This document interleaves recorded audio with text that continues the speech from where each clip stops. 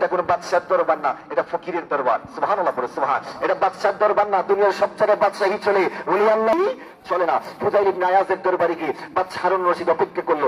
ওইদিকে ফুজাইল ইবনে আয়াজ তিনি ঘর বাড়ি ছেড়ে পাহাড়ের মধ্যে সেজদায় পড়ে পড়ে আল্লাহর কাছে চোখের পানি ছেড়ে ছেড়ে কাঁদতেছেন। ফুজাইল ইবনে আয়াজের কাছে খবর গেল যে বাদশা হারুন রশিদ এসেছেন আপনার সাথে দেখা করার জন্য। ফুজাইল ইবনে আয়াজ বলেন, ঠিক আছে, আমি ওনার সাথে দেখা করবো, তবে আমার একটা শর্ত আছে, একটা শর্ত আছে, একটা শর্ত আছে। বলে, কি শর্ত?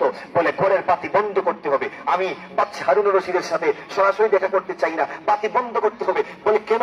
এত বড় বাদশা, যার সাথে মানুষ দেখা করার জন্য লাইন করে, আর আপনি ওনার সাথে দেখা করবেন, বাতি বন্ধ করবেন কেন? তখন ফুজাইল ইবনে আয়াজ ডাক দিয়ে বলে, তোমরা শোনো, বাদশা হারুন রশিদ তো দুনিয়ার বাদশা, তার চেহারার দিকে যখন আমি যদি তাকাই, আমার ভিতরে টাকার লোভ আসতে পারে, দেরহামের লোভ আসতে পারে। আমি তো এই দুনিয়া চাই না, আমি তো টাকা পয়সা সবকিছু লাথি মেরে দিয়েছি, আমি তো আল্লাহর প্রেমে পাগল হয়ে গিয়েছি। এই জন্য বাদশা হারুন রশিদের সাথে আমি সরাসরি দেখা করবো না, বাতি বন্ধ করে দাও। বাতি বন্ধ করে দেওয়া হলো। ফুজাইল ইবনে আয়াজের সাথে বাদশা হারুন রশিদ অনেক